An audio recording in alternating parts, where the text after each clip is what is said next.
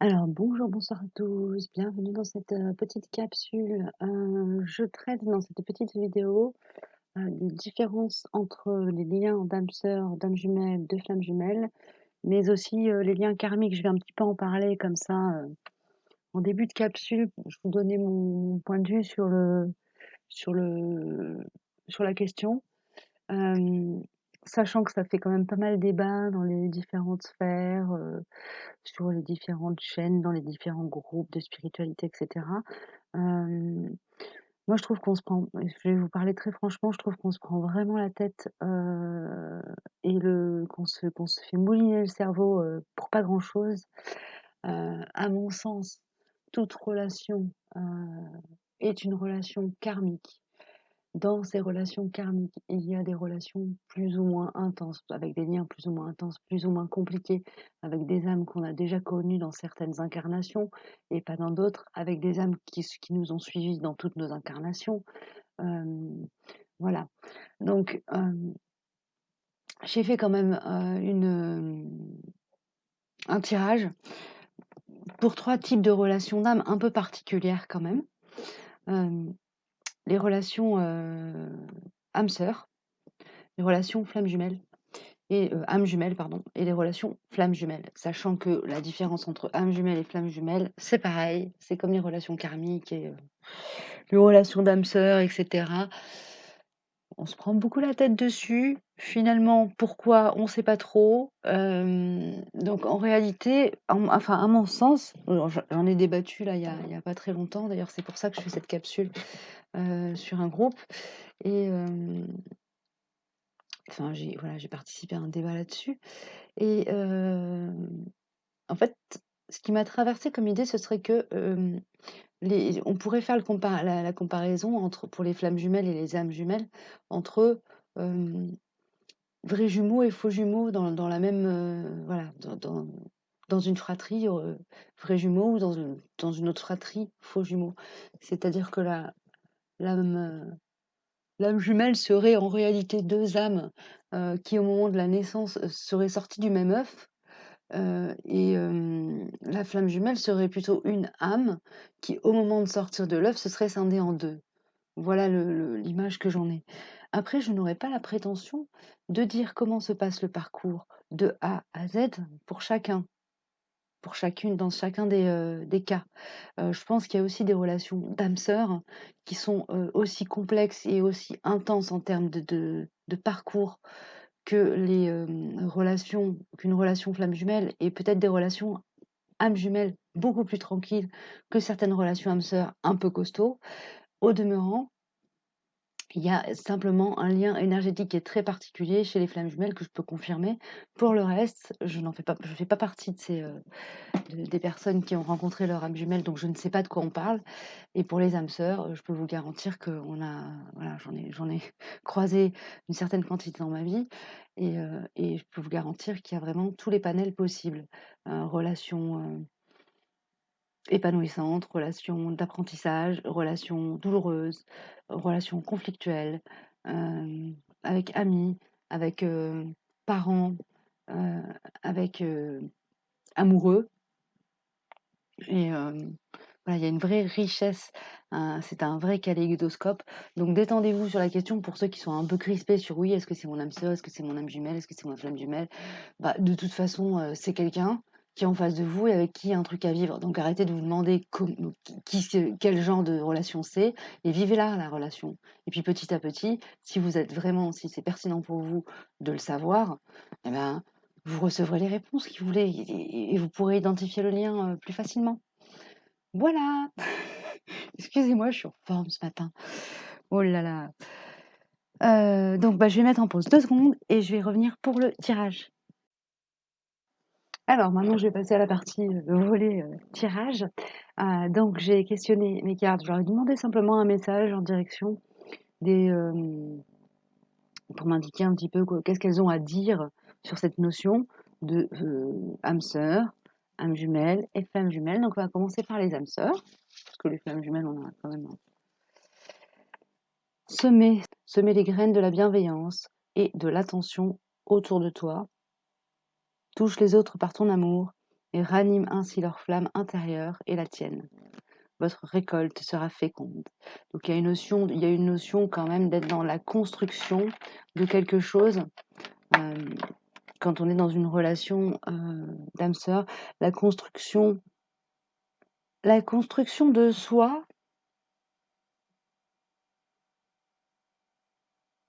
mais d'un point de vue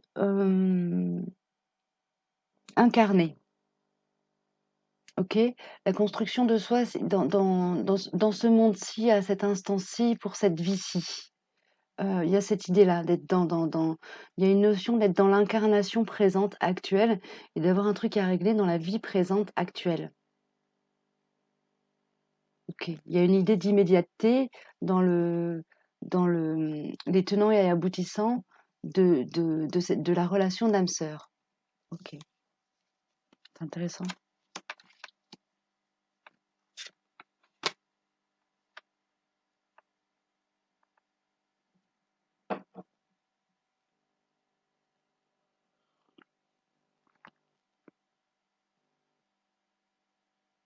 Ceux qui, quelle que soit la qualité de la relation à leur âme sœur, reconnaissent ce lien. Ils considèrent qu'il s'agit d'une chance, mais j'irai même plus loin, c'est d'un privilège, d'incarnation. Automatiquement, il y a une forme d'élévation et de montée en grade, j'ai envie de dire ça comme ça, de montée en grade, de montée d'échelon de leur âme sur sur leur propre échelle d'évolution. Il y a une idée comme ça. Il y a une idée dans une excusez-moi. Sur un premier plan, d'être dans voilà, on a la carte semer, donc pour moi c'est semer des graines d'évolution, mais dans la vie présente. Et il y a aussi cette capacité, cette idée de si on arrive dans cette relation avec l'âme sœur à regarder les choses sous un prisme un petit peu plus large, donc à percevoir qu'il s'agit d'une relation avec un lien d'âme particulier, et qu'on arrive à l'envisager comme une chance d'évoluer, et donc de commencer à faire un travail en conscience sur soi, à ce moment-là, cette relation-là va être vraiment comme un booster d'évolution pour nous permettre, tac, de grimper, de monter d'un étage. Voilà ce que ça veut bien me dire pour les relations d'âme sœur. Pour les relations d'âme jumelle. Passe à l'action. C'est marrant. Fais un pas d'abord tranquillement, puis passe à l'action. Le chemin que tu veux prendre s'ouvrira un peu plus à chacun de tes pas. Je relis. Passe à l'action.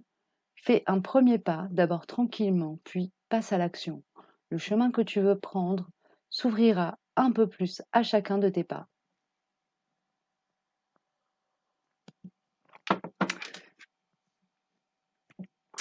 Il y a une idée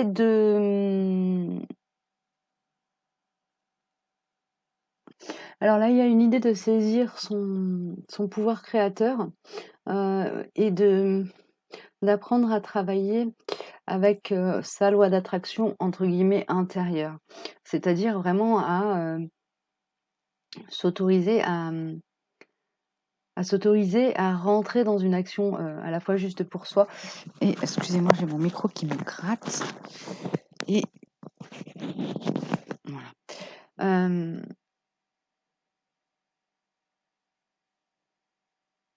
Il y a une idée de travailler sur le lâcher prise aussi. Ça, c'est assez proche de ce qu'on peut traverser avec les flammes jumelles. Je vais regarder la deuxième carte. Le mental positif. Faites confiance au pouvoir de votre pensée. Elle est à l'origine de toutes vos créations.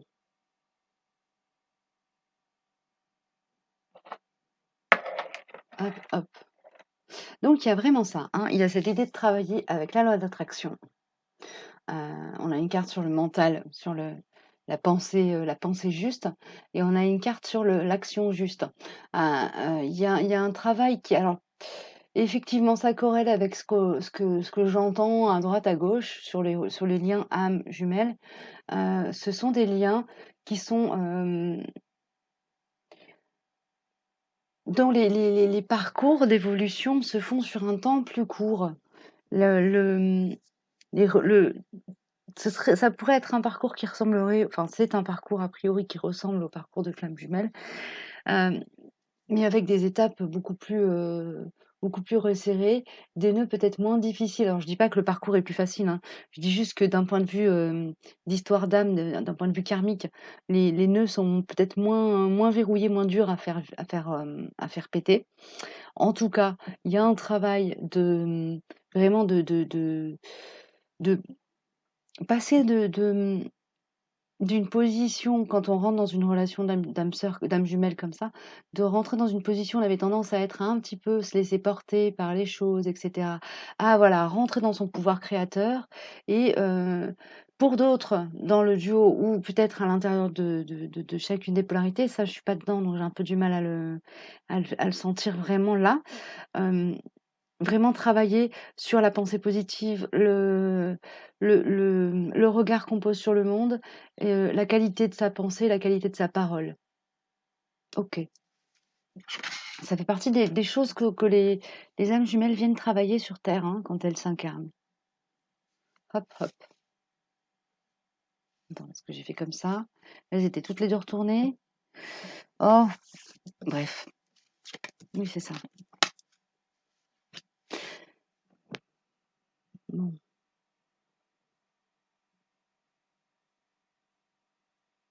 Alors là, ce que ça me dit clairement, c'est que les âmes jumelles, elles ont une réunion qui est prévue dans l'incarnation, de manière, systématique. C'est prévu dans l'incarnation, donc s'il y a pas de réunion, c'est quelque part qu'il y a foirage du contrat, même si à mon sens pour les flammes jumelles, il y a aussi une réunion, hein, qui est prévue.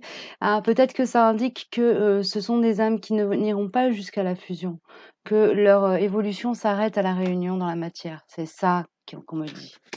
Ça fait une grosse différence. Ça fait une différence énorme. Chez les âmes jumelles, il n'y aurait pas de fusion. OK.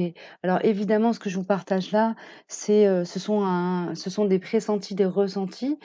Ça passe au filtre de ma personnalité et de ce que je connais à l'heure actuelle, à l'instant T, sur ces histoires-là et je connais vraiment pas grand-chose. C'est pas quelque chose sur lequel je me suis penchée, donc ne vous offusquez pas si ça correspond pas à votre, cadre, de vérité.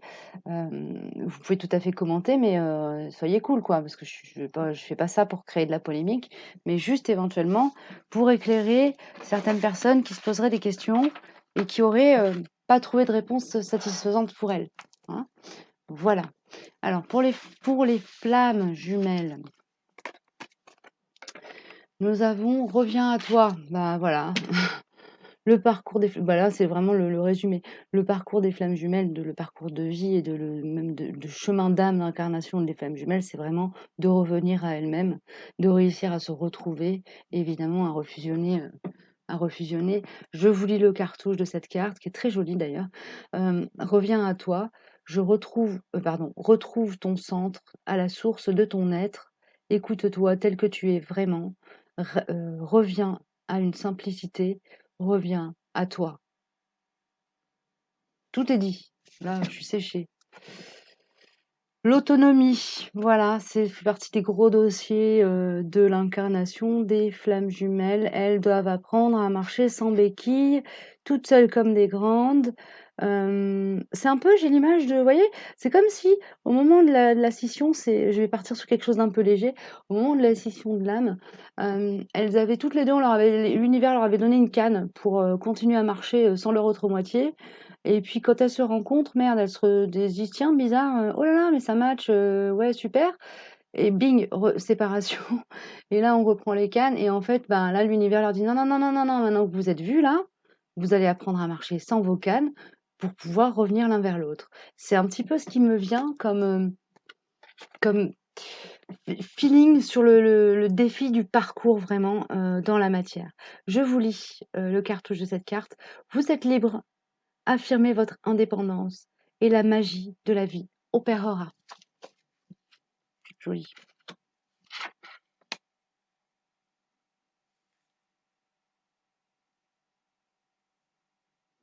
Alors là, ce duo de cartes m'indique simplement que, il y a vraiment un travail à faire sur, la communication dans le duo de flammes jumelles, un travail en conscience à faire.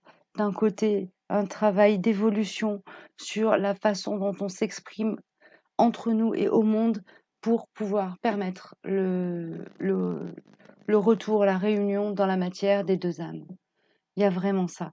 Il y a une idée aussi, de, d'étape, de timing divin, c'est-à-dire hem, de choses orchestrées aussi un petit peu à l'avance, des points étapes où dans les histoires de chacun, des points d'évolution qui sont définis à l'avance et là, sur lesquels on ne peut rien faire quoi qu'on le veuille. On se retrouve face à un mur à un moment donné et bah, on n'a pas forcément les outils pour le casser ou pour l'escalader, mais en gros, le défi, bah, c'est de le casser ou de l'escalader pour, arriver à son autonomie. Hem, voilà, il y a un lien entre l'autonomie, le travail sur l'autonomie et la qualité des échanges et de la communication avec l'autre.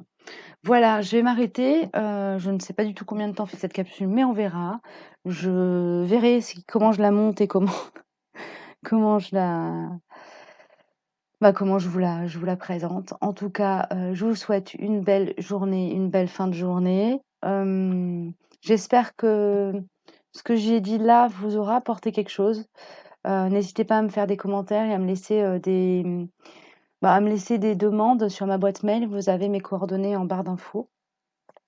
Si vous souhaitez que je fasse des capsules à thème pour le collectif, ce sera avec grand plaisir, si ça me résonne évidemment, mais avec grand plaisir du coup. Voilà, à très bientôt. Prenez bien soin de vous